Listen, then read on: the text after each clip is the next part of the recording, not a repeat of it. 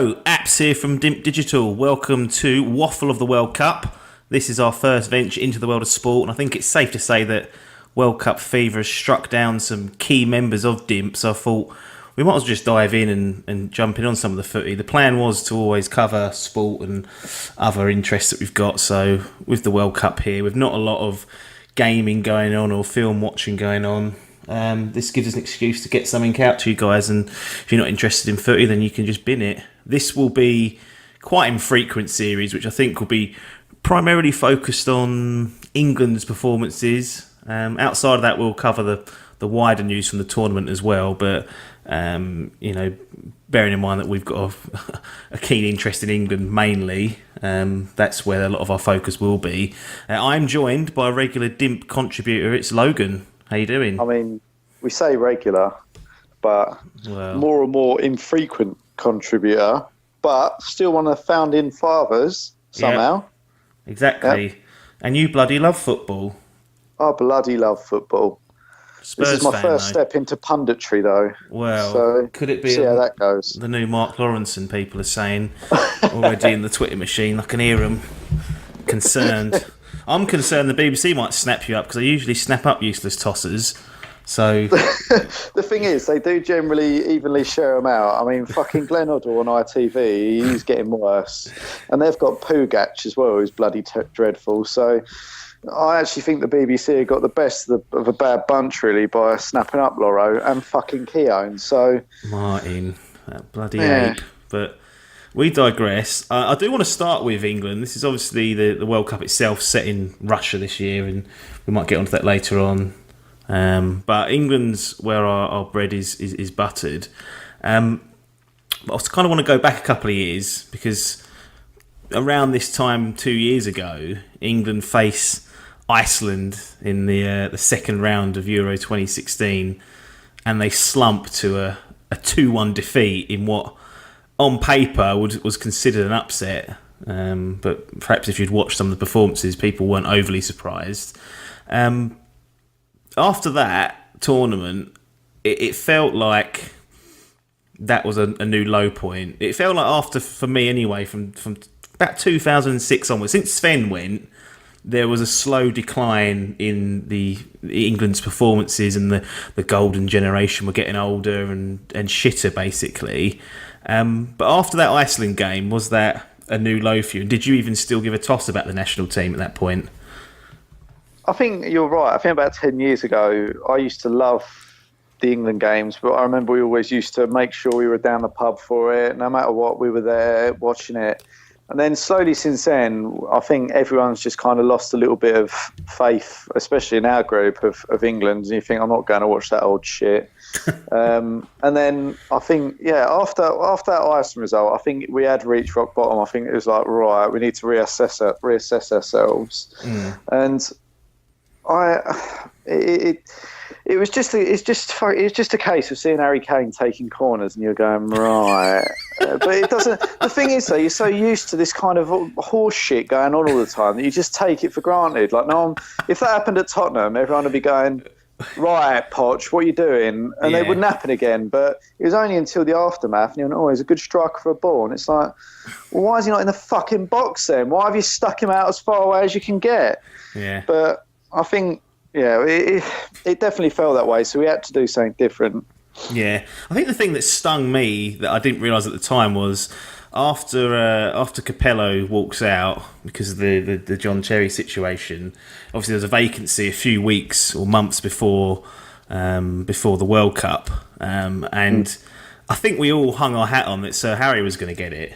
He seemed like the prime candidate. Everyone, he's popular amongst anyone who's not an Arsenal fan. But it felt like he was the public figure that everyone wanted. And then he was the people's choice, wasn't he? Yeah, absolutely. And then the bookies' favourite, all that sort of nonsense. And then the shock announcement comes in that Roy Hodgson's got it, and their eyebrows raised, and then they go, well, no, you look at what he's done. And you go, well, he's not done a good job at Liverpool, that's for sure. That's the one that's in my not fucking a lot is what stares out. Yeah, it's solid Roy, safe Roy. That's what I always saw there.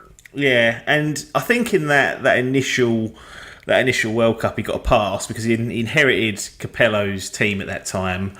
England sail out in the group stages in disgrace, and you think, well, that's not his fault, although it technically is. But he's got 2 years. Let's make sure we get qualified. Don't do a Steve McLaren, not qualify for Euro 2008. Make sure you get to the tournament, and then we'll have a go at this. And then obviously the Iceland result happens. He's gone. Sam Allardyce is installed next. At the time, did you think, is that more Tut that's coming down the pipeline and that he's not really going to be able to inspire England to anything? Or did you think, actually, at least he's a little bit different from Roy? He might do a decent job? Well, I think after Roy, I thought, for so long as England fans, we've blamed the manager, haven't we? We've gone, the manager's not good enough, get him out, get another one, despite having Sven-Goran Eriksson, who at the time was very highly rated. Fabio Capello's won everything, basically. And I think still after that, we were like, right, not good enough. He's, get him out, get someone else in. I think after Roy, I sort of, in my head, I just went, well, maybe you just have to accept we aren't as good as those teams. Mm-hmm. And I think one thing with Sam Allardyce is that he likes being the underdog, and he finds a way for teams to be successful or win games. He was never going to play brilliant football or anything like that, but I thought, right, at least he'll come along and perhaps give us some sort of chance at being the underdogs and having some success. But yeah, I kind of feel like what happened to him was an absolute blessing in disguise.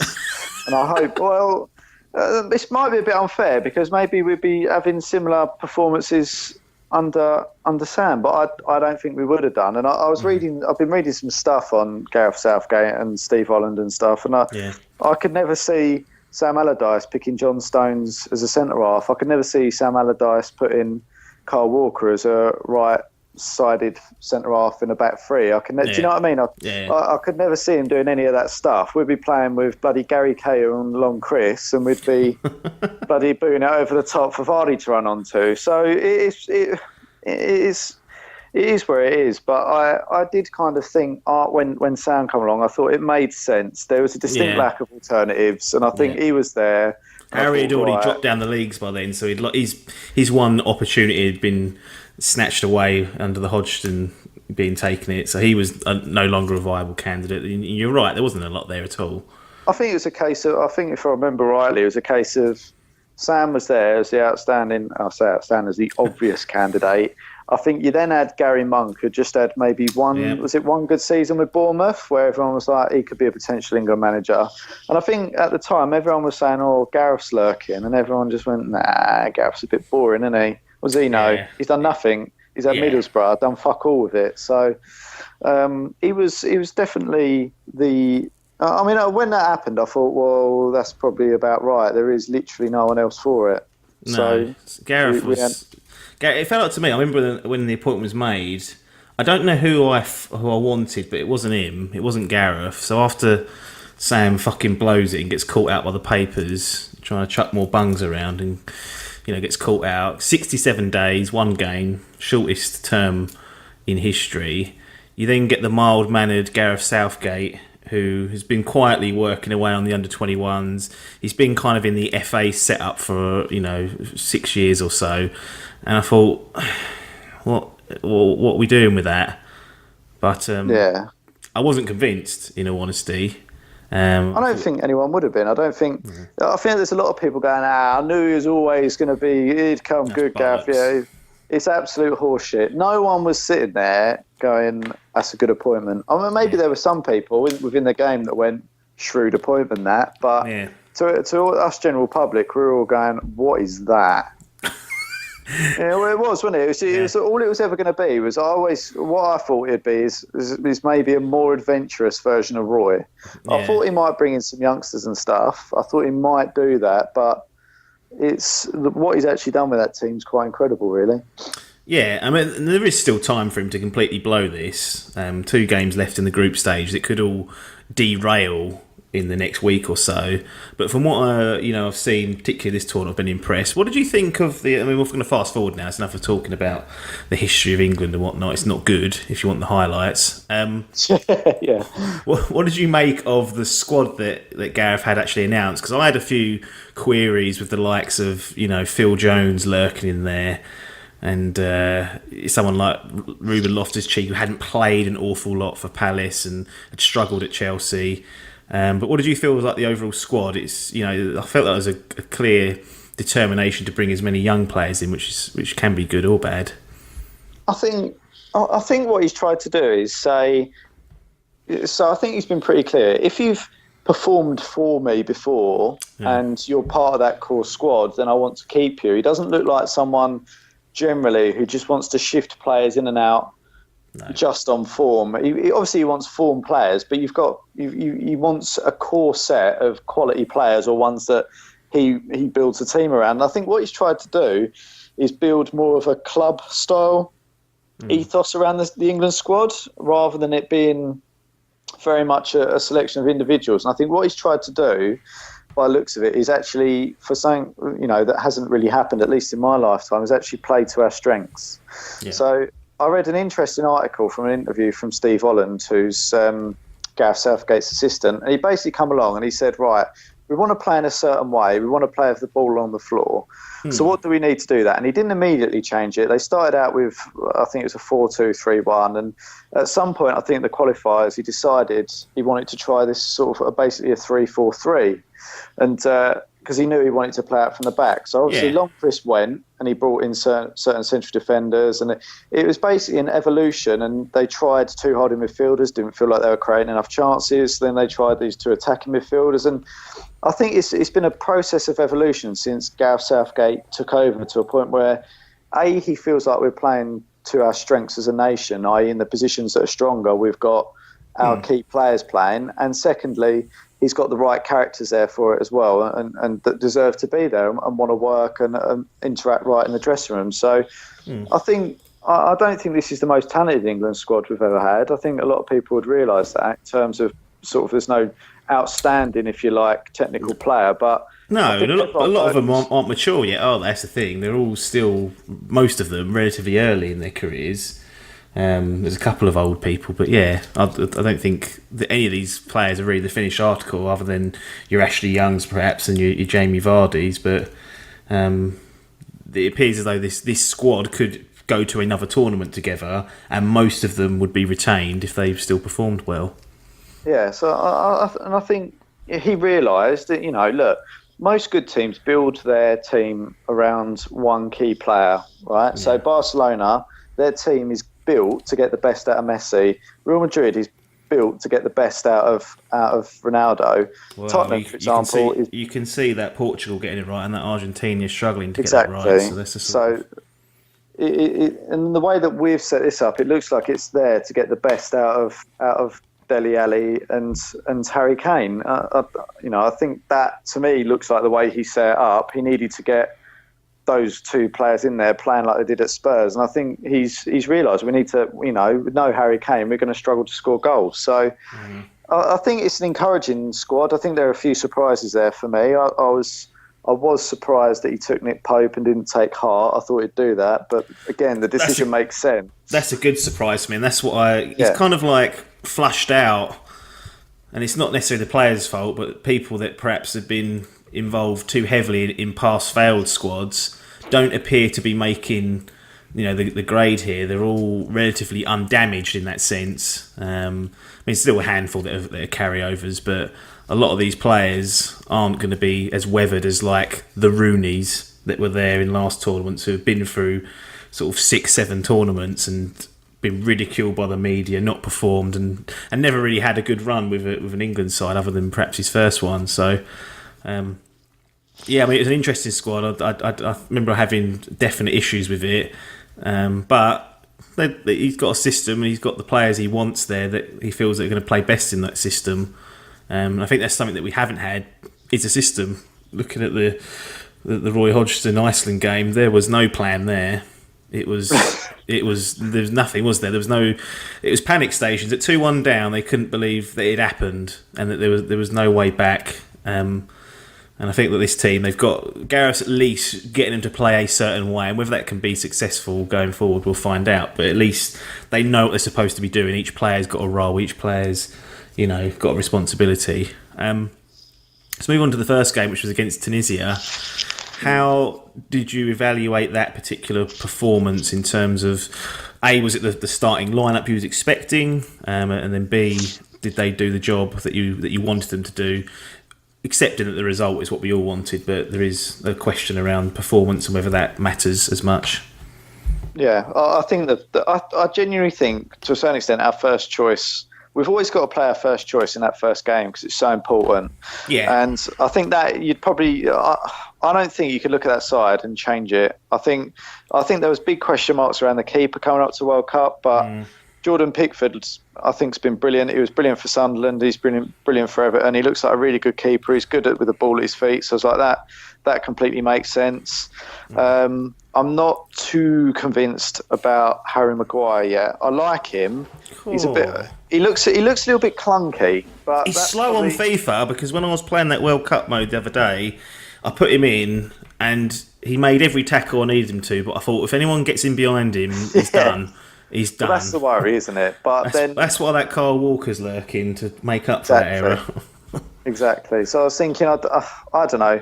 I still feel like Gary Cahill's probably a good option to have, but I'm not too fussed. Basically, I don't trust Jones, but that's probably a bit unfair because he just looks like he's a disaster all the time. But he's actually really solid for United. So I think defence picks itself. I think, against a lot of these teams, we only need one holding midfield player.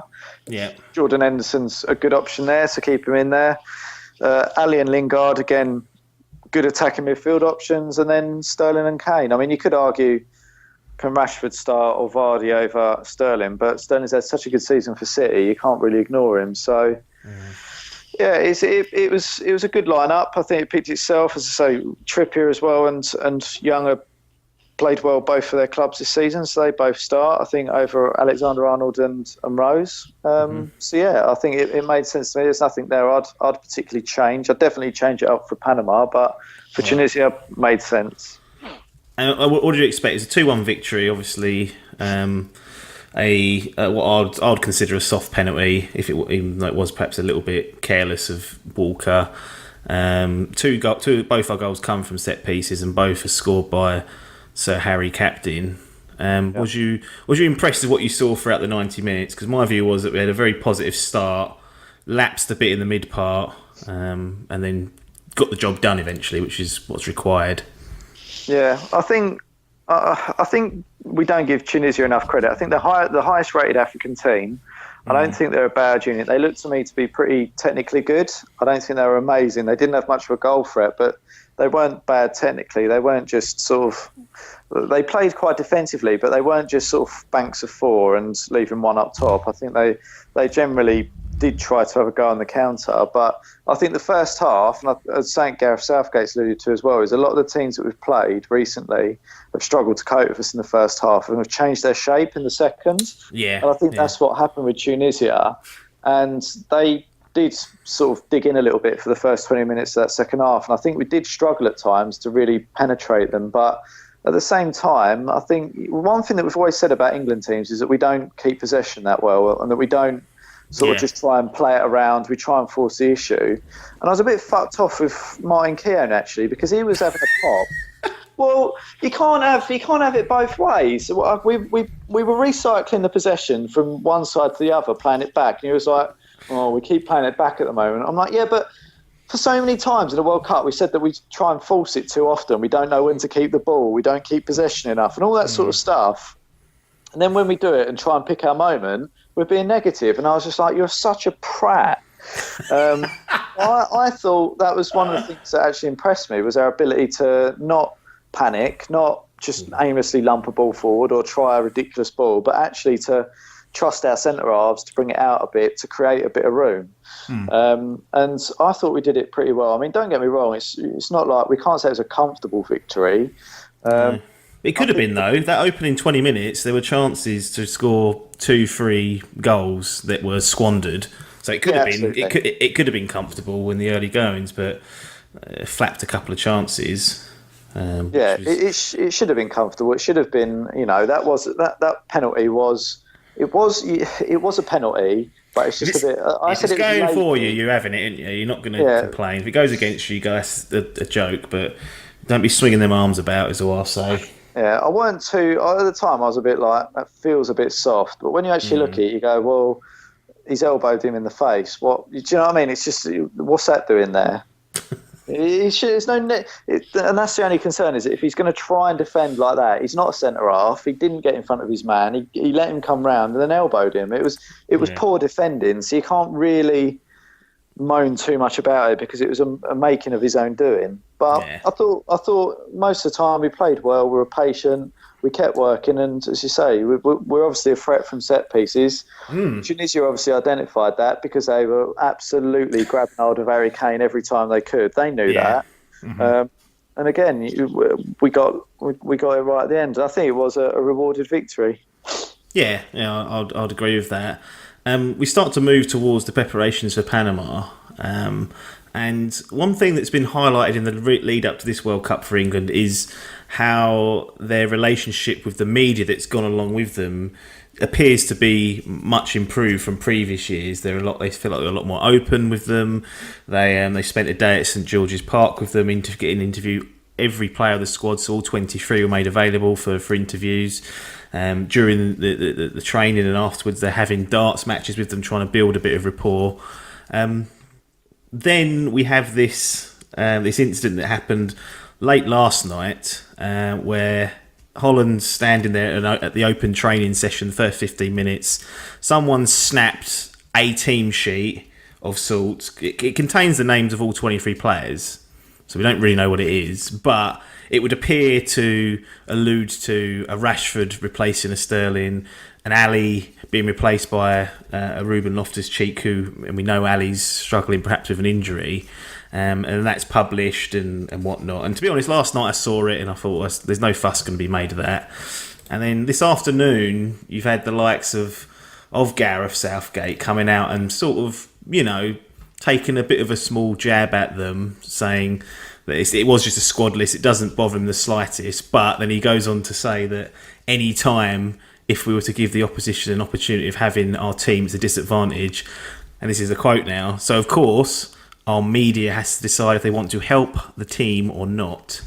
So he's rattled a little bit by that. Otherwise, you wouldn't have said that last bit. But what do you make of all this spillage of the media?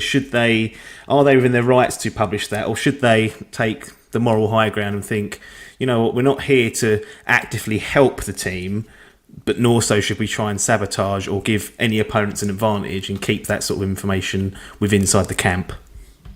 I think it's a bit difficult. I think the problem is for Gareth is that he said all along that he's going to make use of his squad in this World Cup because he needs to, right? Yeah. He's already alluded previously that he's going to make changes, and I think we all expected in Panama for the changes that have been mentioned to be made. Sterling didn't play particularly brilliantly against Tunisia.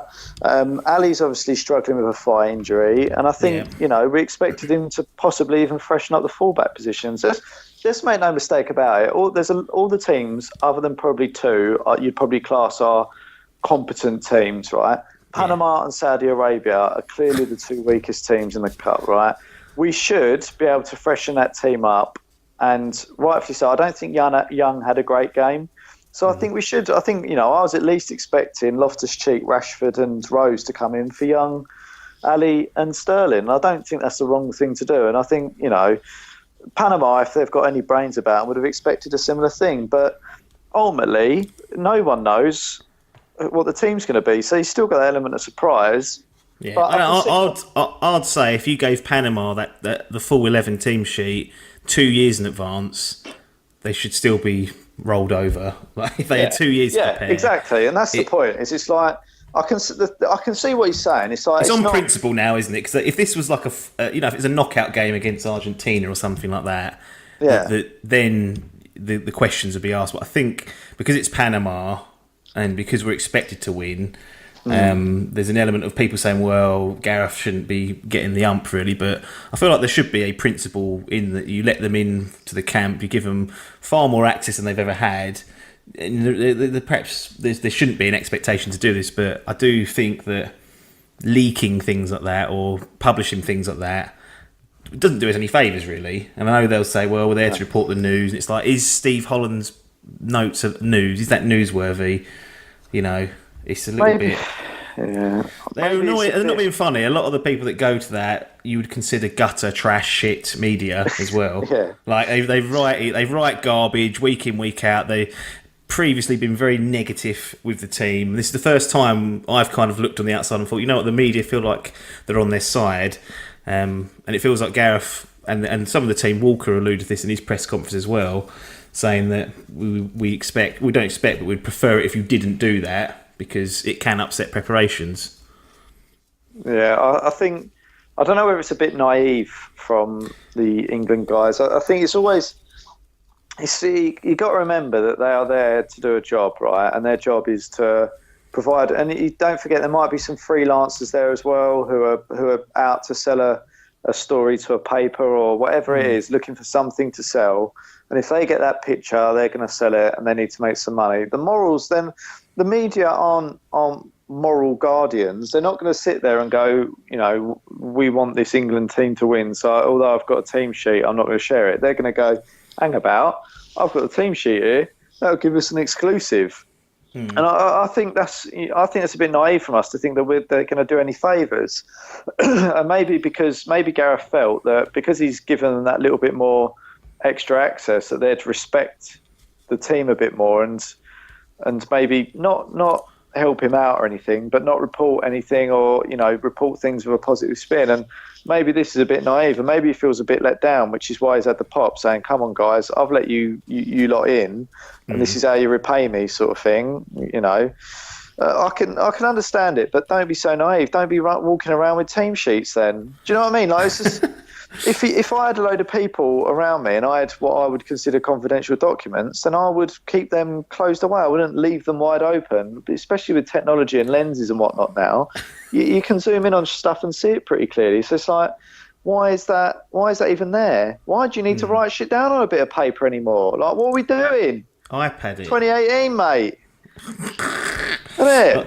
It is. The technology's there. But that's, I don't know. As I say, I think it gives, if you're a bit further into the competition and whatnot, it might become a bit different because you lose a little bit more of an advantage against a better side. But I mean, ultimately, we could put out a team of our under-21 team or our under, do you know what I mean? And they should beat Panama. So I hope that it doesn't become an excuse or anything. That's all. I just hope it's a line drawn under it. But we'll see. Yeah, I mean, how do you think they'll do against Panama then? I mean, it just sounds like you pretty much decided Panama have got no hope. Well, I think when Belgium played them, they really sort of first half they really struggled to break them down, but after that they opened them up a little bit, and I think it'll probably be the same for us. I expect them to be quite aggressive, quite physical, and basically put men behind the ball, which is a pointless way to approach a World Cup, but I suppose if you get a result against England, that's a good thing for them. So I expect them to not really offer much going forward. I just hope that, see, it's against teams like that, I think Vardy might be a bit better. Not that I'd suggest dropping Kane, but I think someone like Vardy is a bit more alive to it, a bit more mobile, might be upset him a little bit more. But it's hard to drop Harry Kane when he's just scored 2 goals, so we'll see. It's not an easy thing. Yeah, I think we're expected to win, but you know, if they do slip up, it puts a little bit of pressure potentially on the Belgium game. It's a key game for us, this one. It's a really important game because if we win this, we're through. And Belgium are obviously one of the better sides. They're a really good side. They've got some big threats. I think if we can win this game and go into that Belgian game with 6 points on the board, it frees us up a little bit to really have a go at them and win that group. And if we win that group, we're in a really good position to qualify from the last 16 as well. Yeah, that's it.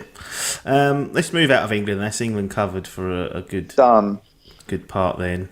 I think final thoughts, just it's positive, and I think that coming in with muted expectations has helped this time. not expecting too much of them, and as the games go on, as they hopefully improve, perhaps we can dare to dream again. But I think for now, expectations are real, rather than Roy's going to win it all or Capello's going to win it, all that sort of garbage. If they can get through to the quarterfinal stage and give a good account of themselves, I think that's the most important thing, because that's what we didn't have in the Iceland game. It was just an awful way to be sunk out of a major tournament. So, yeah, I think just one last thing on that England game as well is how we were positive with our substitutions. I think that's a really important point, is that, I felt like we needed a bit of pace. We were going a bit stagnant. Ali should have come off earlier. He brought on Loftus-Cheek. He brought on Rashford, who both had a really good and positive impact on the game. So I think that was another positive out of it, is that he's making the right subs and he's not making them for the sake of it either. No, absolutely. A few other topics before we close this first edition down. One of the big ones is around VAR and how that's been implemented into this World Cup for the first time. Obviously, we've seen it in the League Cup and a hand selection of FA Cup games as well, and across other, continental Europe, they've used it in a few competitions as well. On the whole, how do you feel as though VAR has been implemented for the World Cup? Is it as disastrous as you thought? Is it something that you've been a fan of before? What's your thoughts? See, I am a fan of technology if it makes the game fair. A lot of people say that football is entertainment. Football isn't entertainment. It is a competitive sport, right? The entertainment factor is a sideshow, if you like. Yeah, it's a byproduct. It's a byproduct of it, right? So it's got to be as fair as possible. That is the first thing. So I think when you've got some bloke that could be metres and metres and metres away from the action and not really see it, and we've got all these cameras around, you'd be mad not to use it. Yeah. Saying that, I think we've got to get it right. So the problem with refereeing a football match is some stuff, or a majority of it, is down to opinion. Yeah. What's excessive false? Was that a handball? Was it ball to hand? Was it this? Was it that? So it's never going to be always clear cut. So I think the point is at what point so I think it should be this is the thing. I think it should be the referee makes a call, right? Yeah. He makes what he thinks is the right call.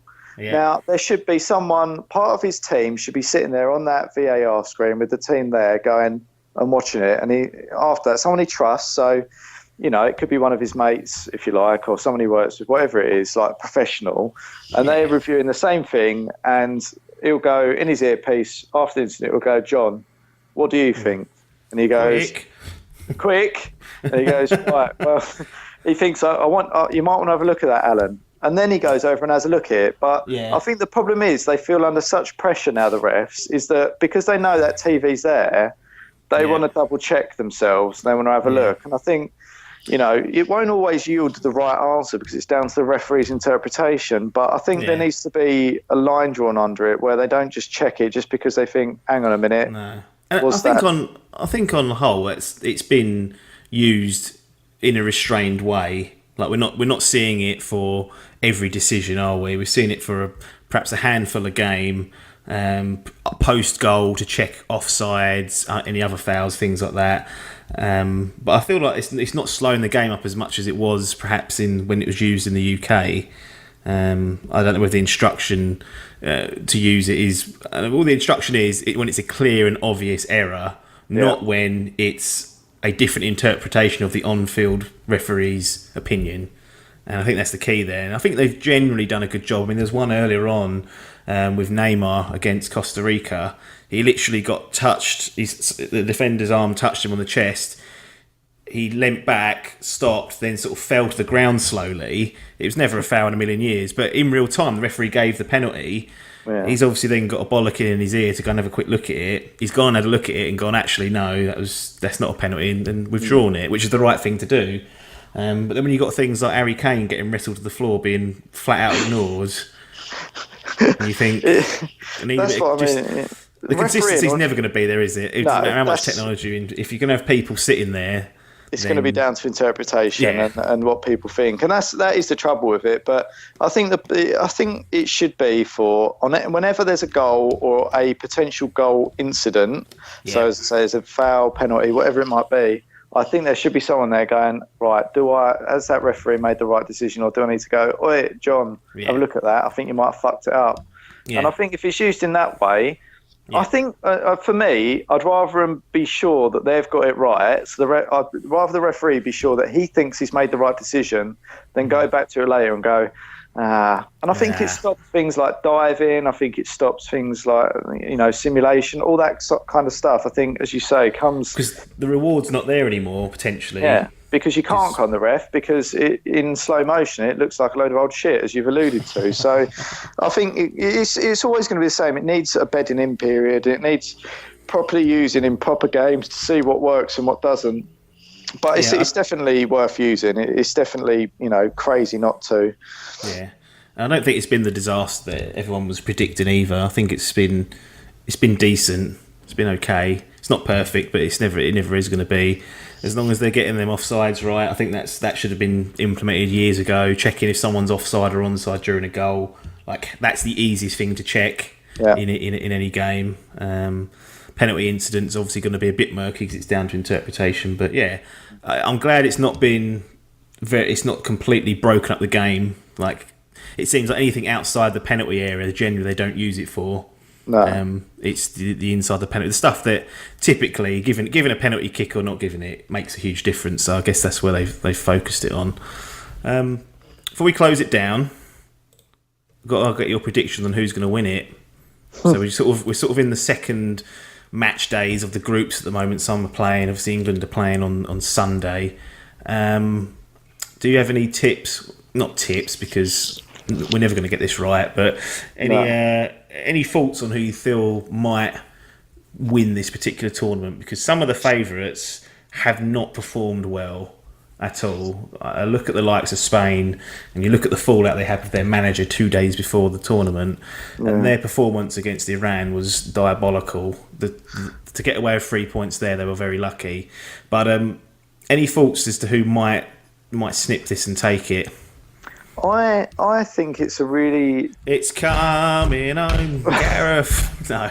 I think the thing is, if we have another good game against Panama, I think everyone will start going, oh, it's coming home. I think it's hard to look past Portugal. I think they're still within a great shout. If Ronaldo can play...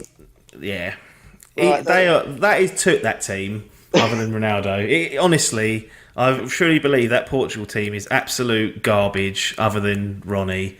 And how he's managed to single-handedly drag them through the first 2 games with 4 points is beyond me. But the thing is, they won the Euros, so yeah, they did. They did win the Euros. I mean, obviously, they some of the other teams, but they got through in the 3rd place in the Euros. It was like, they find a way to win, so that counts as something. And another team that I feel like's been finding a way to win without setting the world on fire is Uruguay. Yeah, they have been winning, and they've got that threat of Cavani and old Louis up there, who, if they do switch it on, can devastate. I think this is going to be one of the hardest World Cups to call. I really do. I think some of the lesser teams have performed really well. I think Croatia are my outside bet. I think that they've got a brilliant team. Some that people probably don't know, but with my good old FM knowledge, they have got a bloody good side statistically, and on paper it really is good. But I think probably Portugal up there. I don't fancy Spain this year. I don't think. No. I think Hierro will get found out. Argentina could go out. Brazil potentially. Well, Brazil, they got their win today, and they didn't look overly good in their first game. They struggled against Costa Rica to find goals, but they were creating buckets load of chances, and then eventually run them over. But I think Germany obviously lost their first game against Mexico, but you can't count them out after one defeat. I really don't fancy them for this. I think they've balanced their sides all wrong. Cool. I don't think no win. Well, I don't think they've got natural width in that side for a start. I don't think they haven't got Lahm anymore. I don't think their fullbacks are great personally. I think Kimmich is all right, but I don't think they're going to set the world light. I don't think they've got a proper centre forward. They're a good side, but I think if they don't get a positive result in the next game, they could be struggling. I don't fancy them for this World Cup, but it's hard to say because some of the, France are notoriously slow starters, and they've got a fantastic squad. So, they've got to be up there as well for it. I think everyone doesn't really think about the French, but there's no controversy surrounding them anymore. I think they've had a good build-up. They've got a brilliant side, so I think they're up there. Yeah. And there's also the likes of Belgium, and we're familiar with a lot of their players. No chance. No? Nah. Oh, but Super Yan at the back. On paper, they've got a really good side, but I just don't. I don't rate Roberto Martinez. That could bite me in the arse, but I just honestly, if he wins a fucking World Cup, well, I just don't see it. And when you look at Belgium, by the way, when you look at them on paper, they're good, but Company's injured, so he doesn't look right. They've got Vermaelen, who's also injured. They play three at the back, so that means they've got Alderweireld, who hasn't ended the season for Spurs in great form. You've got Vertonghen, who's been brilliant for Spurs all season. And then their last centre-half they've got is Dedrick Boyata, who's been on loan at Celtic. So they're there to be got at. Mm. Certainly. Right, one team to pick then. One team to pick to win it. Yeah. Portugal. You can't pick England either. Portugal. Okay. Yeah. I'm going to stick with France. They are my sweepstake team, and like you said, there's a good team there. They've laboured a little bit, but momentum can pick up. So I'm going to stay with France on that particular one. Well, I think that's it for this particular edition of the Waffle of the World Cup. The next time we do this, obviously I'm away for part of next week. Maybe we'll get one out. If not, we then go away together for 5 days or whatever. So by the time we come back, England could already be out. That is the reality. And at which point we'll instantly bin it. There may not. This may be the only edition of the Waffle of the World Cup, but I think we should have one just to dissect it, and then we can start slating them and go back and everything we said about positivity in this episode. This should all be a load of old shit in the end, wouldn't it? It could be, absolutely. But we'll infrequently do this as the tournament continues, and hopefully it's a little bit of a change of pace, change of gear for you guys at home listening, if you still are for whatever reason. But let's draw the Waffle of the World Cup to a close. Logan, thanks for joining me on this particular edition. No probs. Everyone else, thanks for your time, and ta-da.